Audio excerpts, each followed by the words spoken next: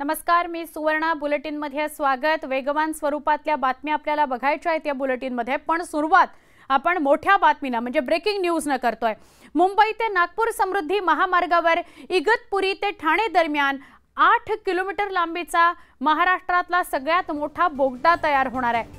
देशातील 3ऱ्या क्रमांकाचा सगळ्यात लांब असा हा बोगदा असेल. या बोगद्यामुळे कसारा घाट हा 7 मिनिटांमध्ये पार करता येणार आहे. शिवाय मुंबईला जाण्याचं अंतर सुद्धा कमी होणार आहे. ऑस्ट्रेलियन तंत्रज्ञानाच्या सहाय्याने भेदून तयार हा बोगदा करण्यात येणार आहे. 2774 कोटी रुपये खर्च करून उभारलेला म्हणजे समृद्धीची गुहाच असलेला हा बोगदा असेल. न्यूज 18 लोकमतवर या बोगद्याची एक्सक्लुझिव्ह दृश्य आपण बघतो आहोत. 2774 कोटी रुपयात हा बोगदा तयार होणार आहे. ऑस्ट्रेलियन तंत्रज्ञान याकरता वापरलं जाणार आहे. न्यूज 18 लोकमतवर समृद्धी महामार्गातला पहिला बोगदा जो देशातला 3रा मोठा बोगदा असेल, सर्वाधिक मोठ्या रुंदीचा बोगदा. आमचे प्रतिनिधी लक्ष्मण घाटोळ यांनी या सगळ्या संदर्भात अधिक माहिती घेतली. याच समृद्धी महामार्गाचं 14व्या टप्प्याचं काम पूर्णत्वास आलेलं आहे. पुढच्या काही दिवसांमध्ये समृद्धी महामार्गावरचा हा 14व्या टप्प्यातला मार्ग जो आहे तो वाहतुकीसाठी खुला केला जाणार आहे. आणि याच 14व्या टप्प्यामध्ये जो मार्ग खुला करण्यात आलेला आहे त्या मार्गावरती इगतपुरी टनेल उभारण्यात आलेला आहे. समृद्धी महामार्गाच्या टनेलमध्ये आल्यानंतर नेमकं काय दृश्य असतं हे मी तुम्हाला दाखवतोय. आतमध्ये आपण दृश्यांमध्ये बघतोय हा टनेलच्या आतमधला रस्ता आपल्याला पाहायला मिळतोय. आणि टनेलच्या आतमध्ये आल्यानंतर स्पीड लिमिट असतील, यूटर्नचे सिम्बॉल्स असतील, अशा प्रकारच्या वेगवेगळ्या सिम्बॉल्स या ठिकाणी लावण्यात आलेल्या आहेत. तर दुसरीकडे या टनेलच्या आतमध्ये वेगवेगळ्या प्रकारच्या सुविधा देण्यात आलेल्या आहे. त्याच्या सुविधांपैकी एक महत्त्वाची सुविधा असलेली SOS प्रणाली जी आहे ती आपल्याला दृश्यांमध्ये दिसते. ही SOS प्रणाली नेमकी काय आहे तर ही SOS प्रणाली ही आहेत की जेव्हा एखाद्या गाडीला या ठिकाणी काही अपघात होईल किंवा काही मदत त्या गाडीला त्या वाहन चालकाला लागणार असेल तर त्यावेळेला तो वाहन चालक गाडीतनं उतरून या SOSच्या माध्यमातून संबंधित यंत्रणेला कॉल देईल. 8 किलोमीटरचा हा पूर्ण टनेल आहे आणि इतक्या मोठ्या लांबीचा हा टनल असल्यामुळे या ठिकाणी अचानकपणे एखादा आगीचा प्रसंग उद्भवला तर त्यावेळेला नेमकं काय करावं हे प्रवाशांना सुचत नाही. आणि म्हणून त्यांच्या सोयीसाठी अशा पद्धतीची रचना जी आहे ती आतमध्ये करण्यात आलेली आहे. ज्यामध्ये आग सुरक्षा पेटी आपण बघितली, त्यानंतर स्प्रिंकलरची जी सिस्टम आहे ती देखील या ठिकाणी लावण्यात आलेली आहे. जेणेकरून आग लागली तर ती आग तातडीनं विझवता येईल. ठिकाणी काही अनाउन्सिंग स्पीकर लावण्यात आलेला आहे.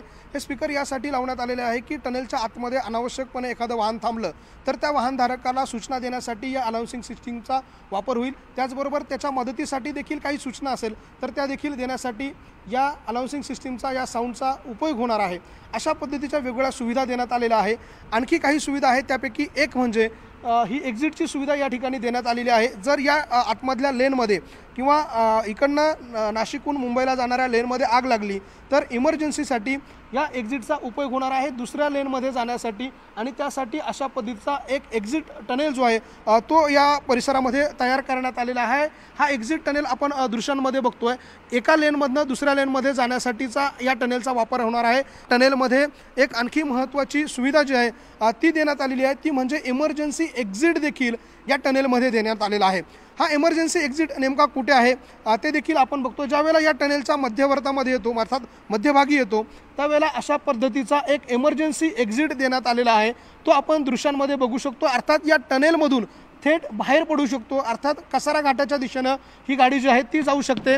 अशा पद्धतीचा हा इमर्जन्सी एक्झिट जो आहे तो या ठिकाणी देण्यात आलेला आहे. अशा पद्धतीच्या वेगवेगळ्या सुविधा ज्या आहेत त्या या टनेलच्या आतमध्ये देण्यात आलेल्या आहे. जेणेकरून या मार्गावरून जाणारे जे प्रवासी आहे, वाहतूकदार आहे किंवा जी वाहनं आहे त्यांना त्याचा एक मोठा फायदा जो आहे तो या सगळ्याच्या मदतीनं मिळणार आहे. ब्रेकडाऊन सुविधा कशासाठी असणार आहे तर या टनेलमध्ये एखाद्या गाडीला काही इमर्जन्सी निर्माण झाली तर टनेलमध्ये कुठल्याही प्रकारची ट्रॅफिक जाम होणार नाही, वाहतूक कोंडी होणार नाही.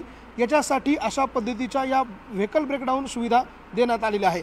या व्हेकल ब्रेकडाऊन सुविधेच्या माध्यमातून टनेलच्या आतमध्ये आल्यानंतर ज्या गाडीला अपघात होईल, ज्या गाडीला काही इमर्जन्सी निर्माण होईल त्या गाडीला थांबण्यासाठीची ही एक जागा या ठिकाणी तयार करण्यात आलेली आहे. आणि या जागेच्या अगोदर आपल्याला अशा प्रकारचा एक सिम्बॉल जो आहे तो देखील पाहायला मिळेल। साधारणतः 8 किलोमीटरचं या टनेलचं एकूण अंतर आहे आणि या 8 किलोमीटर टनेलच्या अंतरावरती साधारणतः प्रत्येक 750 मीटरवरती साधारणतः एकूण 20 व्हेकल ब्रेकडाऊन सुविधा देण्यात आलेल्या आहे। या व्हेकल ब्रेकडाऊन सुविधा ज्या परिसरामध्ये देण्यात आलेल्या आहेत त्यापैकीच एक व्हेकल ब्रेकडाऊन सुविधा आपण दृश्यांमध्ये बघतोय। दोन्ही बाजूला लाल रंगाचं पेंटिंग करण्यात आलेलं आहे आणि त्याच्या मधोमध अशा पद्धतीचा एक पॅसेज जो आहे छोटासा तो देण्यात आलेला आहे। ज्या पॅसेजच्या माध्यमातून या पॅसेजमध्ये जी गाडी ब्रेकडाऊन होईल, ज्या गाडीला काही इमर्जन्सी निर्माण होईल ती गाडी या ब्रेकडाऊनमध्ये थांबवायची आणि त्या ठिकाणी या गाडीची दुरुस्ती करायची, जेणेकरून या लेनवरती वाहणाऱ्या इतर गाड्यांना अडथळा निर्माण होणार नाही आणि वाहतूक कोंडी जी आहे ती होणार नाही। नाशिकच्या इगतपुरी आणि कसारा बेल्टमध्ये साधारणतः 200 ते 250 मिलीमीटर पाऊस पडतो। मग या वेळेला या टनेलमध्ये पावसाचं पाणी साचू नये यासाठी नेमकं काय केलंय तर या टनेलमध्ये वॉटर सिस्टीम देखील तयार करण्यात आलेली आहे। दृश्यांमध्ये आपल्याला या टनेलच्या दोन्ही बाजूला अशा पद्धतीची एक अशी छोटीशी बोळी दिसते, अर्थात एक छोटीशी लेन दिसते, ज्या लेनमध्ये ही वॉटर सिस्टम बसवण्यात आलेली आहे, ज्या माध्यमातून या टनेलमध्ये जर पाणी घुसलं तर या वॉटर ड्रेनेज सिस्टीमच्या माध्यमातून ते पाणी जे आहे ते या टनेलच्या बाहेर जाईल, जेणेकरून हे पाणी कुठेही रस्त्यावर अडणार नाही, पाणी तुंबणार नाही, पाणी थांबणार नाही, अशा प्रकारची सुविधा जी आहे ती या टनेलवरती देण्यात आलेली आहे। या समृद्धी महामार्गावरून ज्या वेळेला मुंबईच्या दिशेने आपण जाऊ त्यावेळेला या टनेलचा उपयोग मोठ्या प्रमाणात होणार आहे। संपूर्ण कसारा घाट भेदून हा टनेल जो आहे तो थेट ठाणे जिल्ह्यामध्ये प्रवेश करतो आणि त्यामुळे नाशिकहून मुंबईला जाणाऱ्या अर्थात नागपूरहून मुंबईला जाणाऱ्या प्रवाशांना जो आजवर कसारा घाटाचा प्रवास करावा लागत होता तो प्रवास देखील यामुळे संपणार आहे आणि केवळ 8 किलोमीटरच्या या टनेलमधून बाहेर पडल्यानंतर आपण थेट नाशिक जिल्ह्यातून ठाणे जिल्ह्यामध्ये प्रवास करणार आहोत। अशा पद्धतीचा हा महाकाय टनेल आपण न्यूज 18 लोकमतला लोकमतच्या प्रेक्षकांसाठी दाखवला आणि त्या टनेलमधल्या सुविधा देखील आपण पाहिल्या। व्हिडिओ जर्नलिस्ट हेमंत बागुलसह लक्ष्मण घाटोळ, न्यूज 18 लोकमत, नाशिक, इगतपुरी।